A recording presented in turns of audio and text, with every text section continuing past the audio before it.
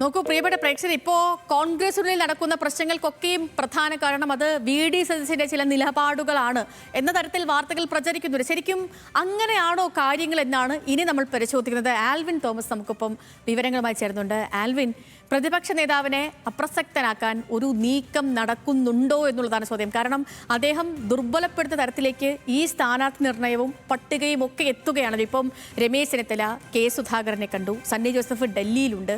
പക്ഷേ ഉത്തരവാദിത്തങ്ങൾ പൂർണ്ണമായും വി.ഡി. സതീശനിൽ മാത്രം ഏൽപ്പിക്കുകയാണ്. എം.പിമാർ മത്സരിക്കണമോ ഇല്ലയോ എന്ന കാര്യം തീരുമാനിക്കേണ്ടത് ശരിക്കും വി.ഡി. സതീശൻ പറയുന്ന പോലെ അദ്ദേഹം അല്ലല്ലോ, അത് ഹൈക്കമാൻഡ് തീരുമാനിക്കേണ്ട ഒരു കാര്യമാണ്. പക്ഷേ എങ്കിൽ പോലും അതിൻ്റെയൊക്കെ ഒരു ഉത്തരവാദിത്തം ചെന്ന് വീഴുന്നത് വി.ഡി. സതീശന്റെ തലയിലാണ്. ശരിക്കും എല്ലാ സമവാക്യങ്ങളൊക്കെ പരിഗണിച്ച് വി.ഡി. സതീശൻ നേരത്തെ ഒരു പട്ടിക തയ്യാറാക്കിയിരുന്നു. സാമുദായിക സമവാക്യം, ദളിത് പ്രാതിനിധ്യം, യുവ പ്രാതിനിധ്യം, വനിതാ പ്രാതിനിധ്യം, ഇതെല്ലാം ഉണ്ടായിരുന്ന ഒരു നല്ലൊരു പട്ടിക ഉണ്ടായിരുന്നു.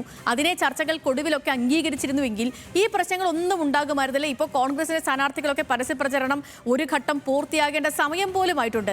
ഇതിപ്പോൾ ചില കേന്ദ്രങ്ങൾ എല്ലാത്തിനും കാരണം സതീശനാണ് എന്ന തരത്തിൽ ഒരു വില്ലൻ പരിവേഷം അദ്ദേഹത്തിന് കൊടുക്കുന്നുണ്ടോ? അങ്ങനെ തോന്നുന്നുണ്ടോ ആൽവിന്? സതീശനെ ഒതുക്കാനുള്ള ഒരു അജണ്ടയുടെ ഭാഗമാണ് ഇപ്പോൾ നമ്മൾ പുതുയുഗ യാത്ര, അതിൻ്റെ സമാപനം, അന്ന് രാഹുൽ ഗാന്ധി സംസാരിച്ചത്, അദ്ദേഹത്തിൻ്റെ പ്രസംഗത്തിൽ ഇടം പിടിച്ച താരമൊക്കെ, ഇതൊക്കെയും പരിഗണിക്കുമ്പോൾ അങ്ങനെ കരുതേണ്ടി വരുമോ? നിശ്ചയമായും സേതു പറഞ്ഞതുപോലെ തന്നെ കോൺഗ്രസിൻ്റെ സ്ഥാനാർത്ഥി പട്ടിക ചർച്ചകൾ നടക്കുന്ന ഏതൊരു തെരഞ്ഞെടുപ്പിലും അവിടെ ഗ്രൂപ്പ് സമവാക്യങ്ങൾ ഭാഗമായി കൊണ്ടുള്ള ചർച്ചകളായിരുന്നു നടന്നിട്ടുള്ളതെന്ന്. അത് കെ കരുണാകരൻ്റെ കാലത്തും എ.കെ. ആന്റണിയുടെ കാലത്തും പിന്നീട് ഉമ്മൻചാണ്ടി, രമേശ് ചെന്നിത്തല ആയിരുന്ന കാലഘട്ടത്തിലും ഒക്കെ അത്തരത്തിൽ ഗ്രൂപ്പ് സമവാക്യങ്ങൾ മാത്രം കണക്കിലെടുത്തും സാമുദായിക പരിഗണനകളും ഒക്കെ വെച്ചിട്ടായിരുന്നു ചർച്ചകൾ നടന്നിരുന്നത്. ഇത്തവണ ഈ നേതാക്കന്മാർക്ക് ഒരുപക്ഷെ കഴിഞ്ഞ ഭരണമില്ലാതിരുന്ന കാലഘട്ടത്തിൽ ആദ്യത്തെ 5 വർഷം രമേശ് ചെന്നിത്തലയായിരുന്നു പ്രതിപക്ഷ നേതാവെങ്കിൽ അതിനുശേഷം വന്ന 5 വർഷം വി.ഡി. സതീശൻ പ്രതിപക്ഷ നേതാവാകുന്നു. അദ്ദേഹത്തിന് ക്ലെയിം ചെയ്യാൻ ഒത്തിരി കാര്യങ്ങൾ അദ്ദേഹത്തിൻ്റെ പക്കലുണ്ട്. അദ്ദേഹം പറയുന്നത് കഴിഞ്ഞ തെരഞ്ഞെടുപ്പുകൾ, ഉപതെരഞ്ഞെടുപ്പുകൾ, പഞ്ചായത്ത് തെരഞ്ഞെടുപ്പ്, ഇത്തരത്തിലൊക്കെ വലിയ വിജയം നേടിക്കൊടുക്കാൻ തനിക്കായി. അപ്പോൾ തനിക്ക് ഇത്തരത്തിൽ കാര്യങ്ങൾ പറയാൻ, വിശദീകരിക്കാനൊക്കെയുള്ള ഒരു സ്വാതന്ത്ര്യമുണ്ട് ഈ കോൺഗ്രസ് പാർട്ടിയിൽ. അതുകൊണ്ട് തന്നെ അദ്ദേഹത്തിൻ്റെ ചില പേരുകളുമായി അദ്ദേഹം ഡൽഹിയിലേക്ക് പുറപ്പെട്ടു. പക്ഷേ അത് നമുക്ക് ലിസ്റ്റ് പരിശോധിച്ചാൽ, ആദ്യത്തെ 55 പേരുടെ ലിസ്റ്റ് പരിശോധിച്ചാൽ വളരെ ചുരുക്കം, വളരെ വിരലിലുണ്ടാവുന്ന ചില പേരുകൾ മാത്രമാണ് അദ്ദേഹത്തിൻ്റെ പേരുകളായി ഇതിനകത്ത് സ്ഥാനത്തിൽ ഇടം പിടിച്ചിട്ടുള്ളത് എന്നുള്ളതാണ്.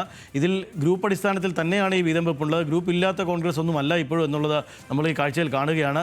ഇതിൽ രമേശ് ചെന്നിത്തല വിഭാഗത്തിൽ, ഐ ഗ്രൂപ്പ് പഴയ വിഭാഗത്തിൽ നിരവധി ആളുകളുടെ പേരുകൾ ചേർക്കപ്പെട്ടിട്ടുണ്ട്. അതോടൊപ്പം തന്നെ കെ.സി. വേണുഗോപാൽ പക്ഷത്തിൻ്റെ കുറച്ച് പേരുകൾ അതിൽ ചേർക്കപ്പെട്ടിട്ടുണ്ട്.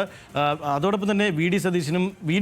സതീശൻ തൻ്റെ പേരിൽ ഒരു ഗ്രൂപ്പ് ഉണ്ടാക്കാൻ അദ്ദേഹം ശ്രമിച്ചിട്ടില്ല എന്നുള്ളത് ഒരു വാസ്തവമാണ്. പക്ഷേ അദ്ദേഹം ഓരോ ജില്ലകളിൽ നിന്നും പല കാര്യങ്ങളിൽ പഠന വിധേയമാക്കിക്കൊണ്ടാണ് പല പേരുകളും അദ്ദേഹം തിരഞ്ഞെടുക്കാൻ ശ്രമിച്ചിരുന്നത്. ആ പേരുകൾ കൊണ്ടാണ് അദ്ദേഹം ഡൽഹിയിലേക്ക് പുറപ്പെട്ടത്. പക്ഷേ നിർഭാഗ്യവശാൽ പല പേരുകളും അവിടെ വെട്ടിപ്പോവുകയും, പലതല്ല ഭൂരിപക്ഷം പേരുകളും അവിടെ വെട്ടിപ്പോവുകയും ചെയ്തിട്ടുണ്ട് എന്നുള്ളതാണ് നമുക്ക് ഇതിൽ ഈ ലിസ്റ്റ് നിലവിലെ 55 പേരുകൾ പരിശോധിച്ചാൽ മനസ്സിലാകുക. വരാനിരിക്കുന്ന ലിസ്റ്റിലും അത് അങ്ങനെ തന്നെ ആകാൻ തന്നെയുള്ള സാധ്യതയാണ് ഇപ്പോൾ നിലനിൽക്കുന്നത്. അപ്പോൾ ഇത് എങ്ങനെ ഈ കോൺഗ്രസ് പാർട്ടിയുടെ തെരഞ്ഞെടുപ്പ് പ്രചാരണത്തെ എങ്ങനെ മുന്നോട്ട് കൊണ്ടുപോകാൻ സാധിക്കുമെന്നുള്ളത് വലിയ ചോദ്യമുണ്ട്. പക്ഷേ ഇത്തരത്തിലൊക്കെയുമുള്ള സംഭവങ്ങളാണ് മുൻകാലഘട്ടങ്ങളിലും ഉണ്ടായിട്ടുള്ളത്. ഗ്രൂപ്പ് അടിസ്ഥാനത്തിലുള്ള വീതമെപ്പുകൾ ഉണ്ടായിട്ടുണ്ട്. കെ കരുണാകരൻ്റെ കടുംപിടുത്തത്തിൽ പ്രഖ്യാപിച്ച സ്ഥാനാർത്ഥിയെ തിരിച്ചു വിളിക്കുന്ന സാഹചര്യം പോലും ഉണ്ടായിട്ടുള്ള കാലഘട്ടമുണ്ട്. പക്ഷേ അവിടെയൊക്കെയും പിന്നീട് പ്രചരണത്തിലേക്ക് ഇറങ്ങിക്കഴിഞ്ഞാൽ കോൺഗ്രസ് വലിയ ശക്തമായ മുന്നേറ്റം, പ്രവർത്തകർക്ക് ഒരു വലിയ ആവേശം നൽകുന്ന തരത്തിൽ ലീഡേഴ്സൊക്കെ ഇടപെടുകയും ഒക്കെ ചെയ്യാറുണ്ട്. അത്തരത്തിലുള്ള നിലയിലേക്ക് കാര്യങ്ങൾ പോയേക്കാം എന്നുള്ളതാണ് നമുക്ക് ഈ ഘട്ടത്തിൽ മനസ്സിലാക്കാൻ കഴിയുന്നത്. പക്ഷേ ഇപ്പോഴത്തെ അവസ്ഥയിൽ കോൺഗ്രസിന് ഒട്ടും ശുഭസൂചകമല്ല ഈ തർക്കങ്ങൾ എന്നുള്ളതിനകത്ത് തർക്കമില്ല. വി.ഡി. സതീശൻ ഏതാണ്ട് സൈഡ് ലൈൻ ചെയ്യപ്പെട്ടിട്ടുണ്ട് എന്നുള്ള തരത്തിൽ ചില വാർത്തകൾ വരുന്നുണ്ട്. പക്ഷേ അദ്ദേഹത്തിന് പറയേണ്ട, അല്ലെങ്കിൽ അദ്ദേഹത്തിന് എടുത്തു കാട്ടാൻ അദ്ദേഹത്തിൻ്റെ ഭാഗത്തുള്ള ചില കാര്യങ്ങൾ അത് ദേശീയ നേതൃത്വത്തെ അറിയിച്ചിട്ടുണ്ട്. മുമ്പ് KPCC സ്വീകരിച്ച നിലപാട് എം.പിമാർ മത്സരിക്കേണ്ടതില്ല എന്ന നിലപാട് നേരത്തെ തന്നെ അത് ക്രോഡീകരിച്ചിട്ടുള്ളതായിരുന്നു. അത് കഴിഞ്ഞ 2026 വയനാട്ടിൽ നടന്ന ദ്വിദിന സമ്മേളനത്തിലും അത്തരത്തിലൊരു ചർച്ചകളൊക്കെ ആദ്യഘട്ടത്തിലുണ്ടായിരുന്നു. പക്ഷേ അത് വിശദമായി പിന്നീട് ചർച്ച ചെയ്യപ്പെടും. ദേശീയ നേതൃത്വത്തിലേക്ക് ഈ കാര്യങ്ങൾ മനസ്സിലാക്കും, അല്ലെങ്കിൽ ഈ കാര്യങ്ങൾ ക്രോഡീകരിച്ച് അറിയിക്കും. ദേശീയ നേതൃത്വം അതിലൊരു തീരുമാനമെടുക്കും എന്നതായിരുന്നു സതീശൻ്റെ നിലപാടായി അദ്ദേഹം നേരത്തെ പറഞ്ഞിരുന്നത്. മറ്റ് നേതാക്കന്മാരും അങ്ങനെ തന്നെയാണ് പറഞ്ഞിരുന്നത്. പക്ഷേ ഈ എം.പിമാർ മത്സരിക്കുമോ ഇല്ലയോ എന്ന കാര്യത്തിൽ ഒരു വ്യക്തത വരുത്താൻ ആദ്യഘട്ടത്തിൽ തന്നെ സാധിച്ചില്ല എന്നതാണ് ഇപ്പോൾ ഈ കോൺഗ്രസിൽ ഈ തർക്കത്തിൽ രൂപം കൊണ്ടിരിക്കുന്നതിൻ്റെ കാര്യം. ഈ തർക്കം ഒഴിവാക്കണമായിരുന്നുവെങ്കിൽ ഇതിലൊരു തീരുമാനമെടുക്കണമായിരുന്നു. അങ്ങനെയെങ്കിൽ സമയം കുറെ വൈകിപ്പോയി. ചർച്ച ചർച്ചകളൊക്കെ തുടങ്ങിയതിന്റെ സമയം കുറെ വൈകിപ്പോയി എന്ന കാര്യത്തിൽ സംശയമില്ല. പട്ടിക ഇന്ന് തന്നെ പുറത്തിറങ്ങുമെന്നും പ്രതീക്ഷിക്കാം. അല്പസമയത്തിന് തന്നെ പുറത്തിറങ്ങുമെന്ന് പ്രതീക്ഷിക്കാം. നമ്മുടെ പ്രേക്ഷകൻ ഷബീർ പറഞ്ഞത് കരുണാകരൻ പോയിട്ട് ഒരു ചുക്കും ഉണ്ടായിട്ടില്ല, പിന്നെയാണ് സുധാകരൻ ഇത്തവണ ഇങ്ങനെ ആക്കിയത്.